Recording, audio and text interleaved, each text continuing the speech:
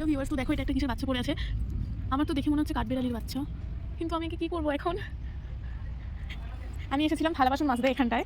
তো দেখো এই যে হচ্ছে এই নারকেল গাছটা বড়, এই নারকেল গাছে আমি দেখেছি সবসময় একটা কাঠবিড়ালি ওঠে। দেখো আমার হাতে কত সুন্দর ঘুমোচ্ছে। ওলে বাবা, চোখও ফোটেনি এর। না না, আমি এখন কোথায় খুঁজে পাবো কাঠবিড়ালিটাকে, আর কি করে দেবো? কি করি, একে নিয়ে যাই রুমে, রুমে নিয়ে রেখে আসি, দুধ আনতে হবে তারপরে খাওয়াবো। এই কাঠবিড়ালি যদি দুধ খাওয়ালে কিছু হয় আমি না জানি না, কিছুটা কি খাও। আমার হাতের উপরে ঘুমাচ্ছে দেখো।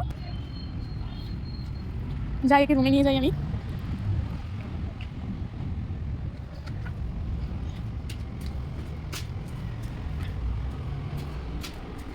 রুমে নিয়ে চলে এসেছি।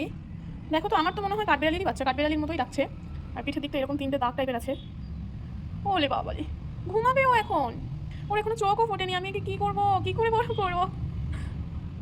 হয়তো নারকেল গাছে ওদের বাসা ছিল, তো সেখান দিয়ে হয়তো পড়ে গেছে, গাছটার নিচেই তো পড়ে আছে দেখলাম। ওরে বাবালে, ঘুমাও। কি করছে দেখো, ওলে বাবালে। ও কি ওর কি খিদে পেয়েছে?